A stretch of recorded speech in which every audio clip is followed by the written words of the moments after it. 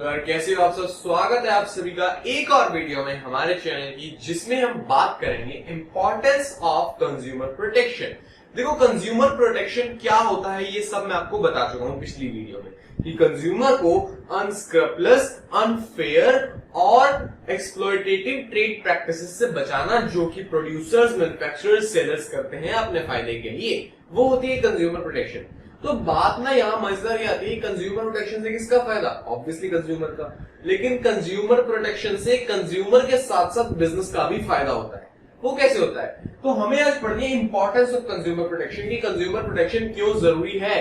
तो इसके दो पॉइंट्स बन जाते हैं यार। एक तो पर्सपेक्टिव ऑफ कंज्यूमर, यानी कंज्यूमर के पर्सपेक्टिव से क्यों जरूरी है, और दूसरा पर्सपेक्टिव ऑफ बिजनेस कि बिजनेस के पर्सपेक्टिव से ये क्यों इंपॉर्टेंट है, कंज्यूमर प्रोटेक्शन क्यों जरूरी है, ये बात। तो बिना टाइम वेस्ट के शुरू करते हैं। लेकिन अगर अब तक आपने मेरी पिछली वीडियो नहीं देखी है जिसमें मैंने बेसिक्स बताया, तो फटाफट जाओ देख के आओ। देखा है तो बहुत अच्छी बात है यार। अब बिना टाइम वेस्ट के शुरू करते हैं।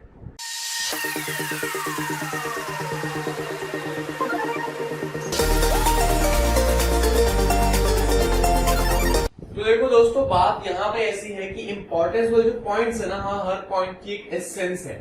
उसी एसेंस को आपको समझना है और वही आपको हेल्प करेगी केस स्टडी को आइडेंटिफाई करने में।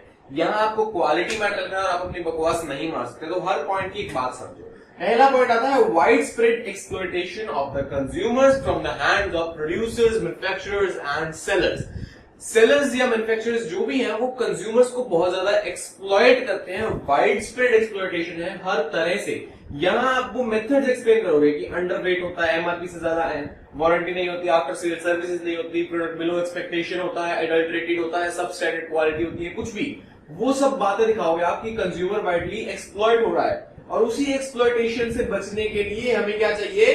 Consumer protection act. Consumer protection की जरूरत है। कंज्यूमर प्रोटेक्शन में पहला point from the perspective of consumer ये आता है वाइड स्प्रेड एक्सप्लॉयटेशन। तो अगला पॉइंट आता है अनऑर्गेनाइज्ड कंज्यूमर्स की। जो कंज्यूमर्स हैं वो उसकी अनऑर्गेनाइज्ड है, यानी कि वो अकेले हैं, उनका कोई ग्रुप नहीं है। आपने बात सुनी होगी यूनिटी इज स्ट्रेंथ, कि जब हम सब मिलकर एक हो जाएंगे तो हमारे पास ताकत बहुत ज्यादा हो जाएगी और हमें हरा पाना मुश्किल हो जाएगा।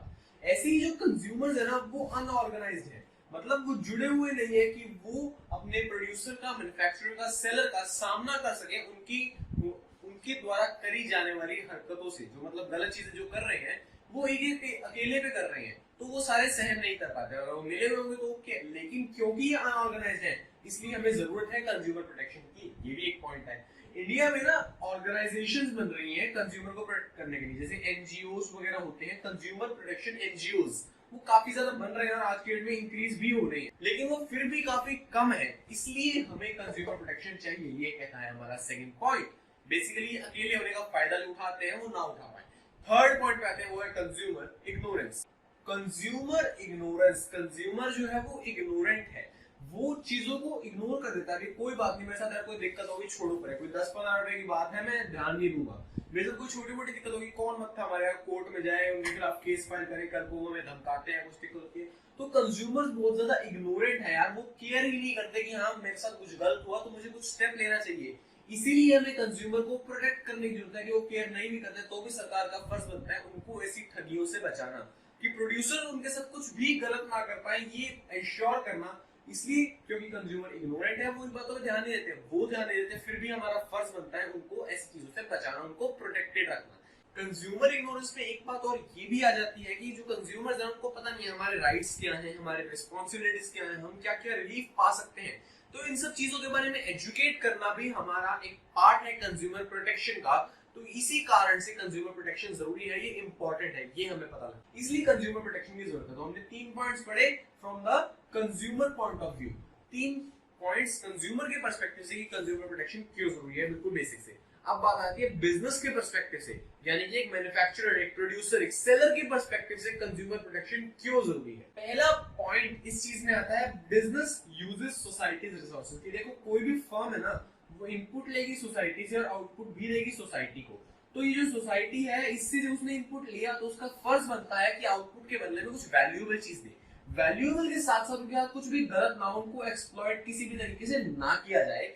इसलिए कंज्यूमर प्रोटेक्शन जरूरी है बिजनेस के पर्सपेक्टिव से भी, क्योंकि वो जो रिसोर्सेज ले रहा है वो एक सोसाइटी से ले रहा है, और सोसाइटी से रिसोर्सेज लिए तो हमारी एक रिस्पॉन्सिबिलिटी बनती है यार कि उनको जो आउटपुट दी जा रही है उसमें उनके साथ कुछ गलत ना हो। ये चीज सेकंड पॉइंट पे बढ़ते हैं जो कहता है मोरल जस्टिफिकेशन। मोरल जस्टिफिकेशन ये पॉइंट भैया स्पष्ट और साफ साफ कहता है कि हमारा रिस्पॉन्सिबिलिटी बनती है, हमारी सोशल रिस्पॉन्सिबिलिटी बनती है कि हम कंज्यूमर के साथ किसी भी तरह की ठगी ना करें, कंज्यूमर के साथ कुछ भी गलत ना करें। ये हमारी रिस्पॉन्सिबिलिटी बनती है दिल से, किसी सारे प्रॉफिट्स मार्जिन को साइड में रख के हमारी जनरल रिस्पॉन्सिबिलिटी बनती है कि कंज्यूमर को एक्सप्लॉइट ना किया जाए। और इसी कारण से हमें एडल्ट्रेशन, ब्लैक मार्केटिंग, होर्डिंग ऐसी किसी भी चीज में इन्वॉल्व नहीं होना चाहिए जिससे कंज्यूमर को नुकसान पहुंचे।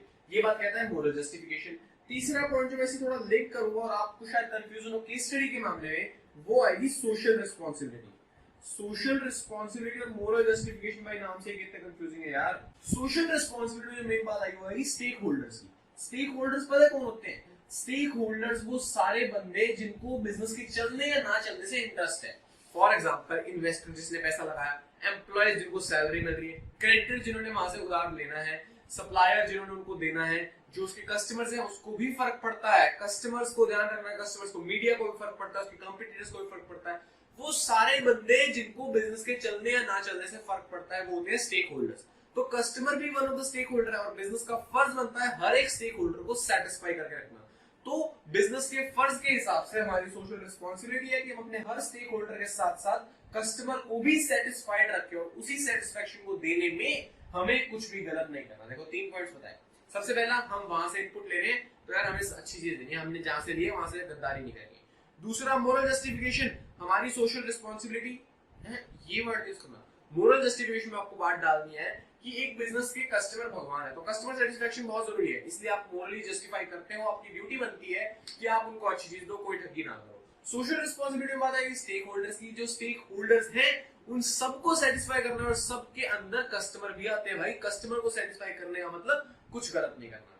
चौथा पॉइंट आता है long term interest of business. Long term interest का क्या मतलब है कि देखो लॉन्ग टर्म में अगर आप कस्टमर को सेटिस्फाई करोगे तभी चल सकते हो। आप शॉर्ट टर्म अपना प्रॉफिट मार्जिन देख लोगे, लेकिन कस्टमर अगर सेटिस्फाइड नहीं रहा ना तो आपका बिजनेस ज्यादा टाइम तक चलेगा नहीं। अगर आपकी परसेप्शन, आपका विजन लॉन्ग टर्म का है तो आप सिर्फ तभी सक्सेसफुल हो सकते हो जब आप अपने कस्टमर को क्वालिटी वाइज सेटिस्फाई कर दो कि आपका कस्टमर आपके माल से खुश हो जाए, आपने जिसको सामान दिया वो बड़ा हैप्पी है, सेटिस्फाइड है कि यार ये प्रोडक्ट मेरा फेवरेट है, मैं बिना सोचे समझे यहीं से लूंगा प्रोडक्ट, तो आपका बिजनेस चल जाएगा।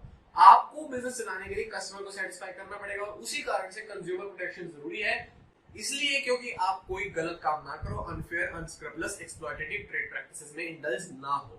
पांचवा और आखिरी पॉइंट आता है गवर्नमेंट इंटरवेंशन। देखो अगर आप कुछ ऐसा गलत करोगे तो गवर्नमेंट इंटरवीन करेगी, बी मतलब कि आपकी ब्रांड इमेज पे कीचड़ उछलेगा और आपकी पूरी मार्केट में वैल्यू गिरेगी।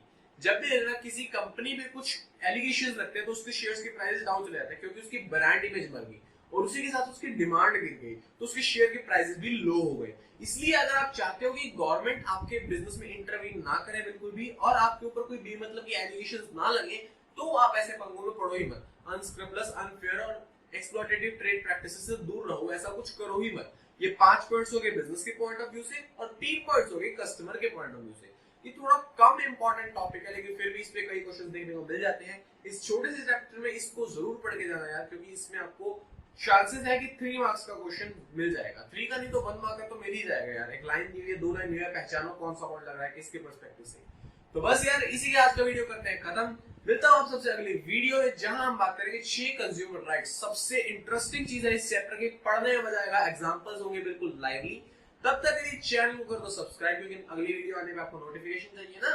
और दूसरी चीज, अपने दोस्तों के साथ कुछ शेयर करना तभी जब आपको इस वीडियो में लगे कुछ वैल्यू। ऐसे में धक्का नहीं कर रहा, वैल्यू लगे तो शेयर कर दो, नहीं लगे तो भाई कमेंट करो। मुझे नेगेटिव फीडबैक्स बहुत अच्छे लगते हैं क्योंकि वो मुझे इंप्रूव करने में हेल्प करते हैं। मुझे पता लगता है मेरी कमियां कहां हैं आप लोगों से जो मुझे देख रहे हो यार। तो बस यार लाइक करो, शेयर करो, कमेंट करो, जो करना है करो, लेकिन ऑनेस्ट होना चाहिए, बिल्कुल ऑनेस्ट। और उसी के साथ साथ आपसे दूंगा मैं अलविदा। अगली वीडियो में आप सबसे मिलेंगे, तब तक के लिए stay tuned, keep watching and keep learning.